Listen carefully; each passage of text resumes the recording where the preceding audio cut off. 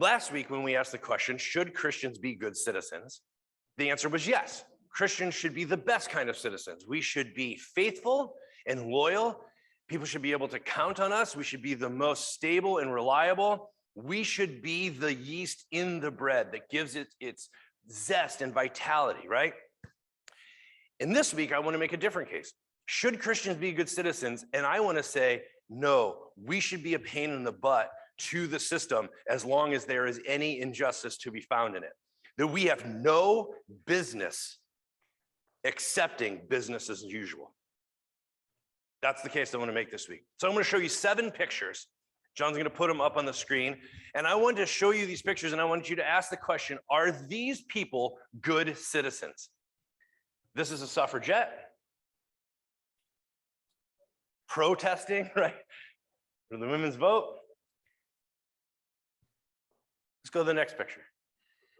These are abolitionists working to end slavery. Let's go to the next one. These are temperance. Women trying to change ahead of prohibition, trying to change the system. I want to show you another temperance picture. This is Christian temperance. And I just love their sign. Lips that touch liquor shall not touch ours. Honey, you ain't getting no sugar till you straighten up. I love them. 1936, this is a man in a shipyard in Germany who would not salute, even though everyone around him is saluting Hitler. He would not salute, and his arms are folded. 1968, the Olympics. Tiananmen Square, one man in front of a tank. Is he being a good citizen? Colin Kaepernick and one teammate kneeling during the national anthem football game. Are these pictures of good citizens? It's debatable, right? They're using their agency, the permission built into the machine, to try and change the machine. Being part of a protest, people, means taking on a posture of resistance. I love to quote Cornel West, who says, you don't want to be well adjusted to an unjust system. Let's say it again. You don't want to be well adjusted to an unjust system. And so part of the motivation behind resistance is that we are disgruntled. There's something in our gut that says, this isn't right and this can't stand. And I'm not going to just go with the flow because that makes me a good little boy or girl. This ain't right, and we have to change this. So we will be a problem in the machine, in the cogs of the system. We will gum it up with whatever way that we can until this thing changes, because we're tired of people getting run over and pushed aside and marginalized and left out. We're tired of people falling through the cracks, and we won't rest. We will be a pain in your butt until this thing is made right. We're not just going to stand up and put our hand on our heart and say the Pledge of Allegiance. We're not just going to sing the song so that we can watch a sporting event. We're going to make life a little uncomfortable for you. And that may mean stopping traffic. And that may mean being a voice, speaking truth to power. But we're not going to sit down and shut up.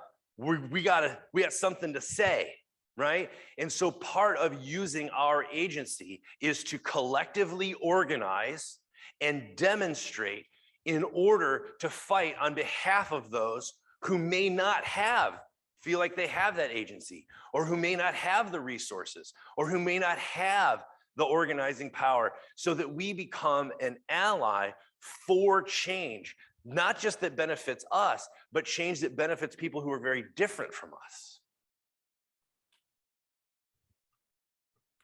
To interrogate the way things are, to undermine the status quo, and to subvert the systems, structures, and institutions that keep people down and oppressed and marginalized.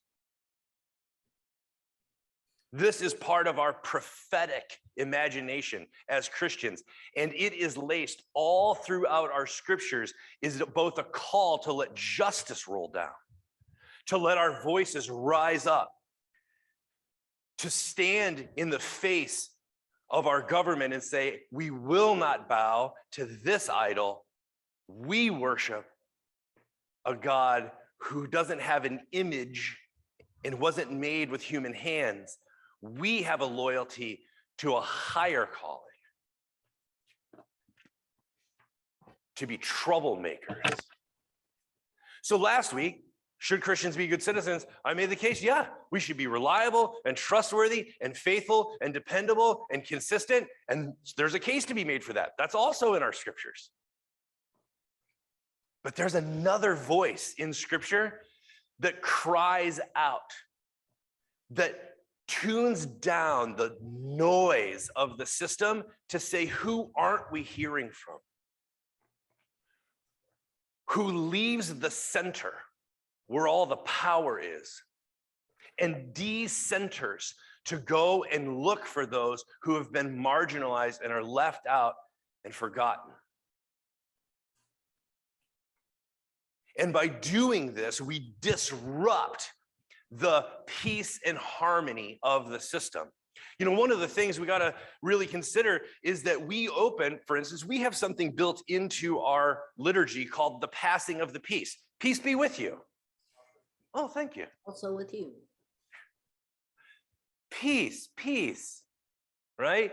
But you might know this. There are a number of scriptures where the prophets cry out, you say peace, peace, but there is no peace.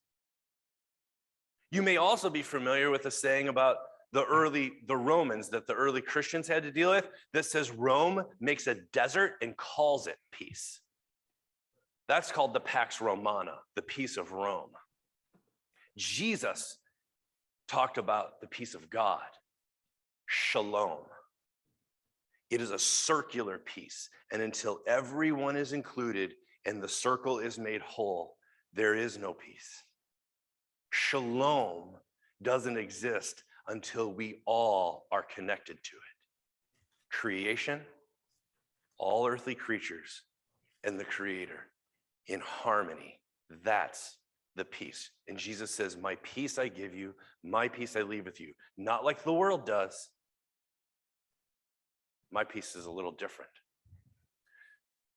So when we talk about should Christians be good citizens, and we want to make the case no, one of the things we have to talk about is civil disobedience, which is organizing for disruption, for culture jams, if you want, to disrupt the constant broadcast that everything's fine, and if we all just did what we were told, everything would be better. To which we reply, no, that ain't gonna happen. You don't want to be well adjusted to an unjust system. So some people ask me if I'm an anarchist. I get asked that from time to time. Does that surprise you? No, good, all right. And the answer is no, I'm not an anarchist. I'm a Christian minister. You can't be, what? I believe in authority. I'm a Christian minister. That's what this can look like. That's not anarchy. This is Christianity. This is being a person of faith. But because the system is so assumed, so taken for granted, because the rut is so deep. The system itself never gets interrogated, doesn't get called into question, and thus any non-participation or any controversy that is caused, any disruption to the regular broadcast is considered anarchy. But you may be interested in this. The word archy means authority. And there are lots of different archies, right? There's monarchy, right? The authority of the kings, the royals, the kings and queens. There's hierarchy. It's top down. There's patriarchy, the rule of the father. What's your favorite archy? Matriarchy, okay. There was Noah's archy. The animals came in twosy by twosy. So no, I'm not into anarchy, no authority. I just want better archy. That's my archy, better archy.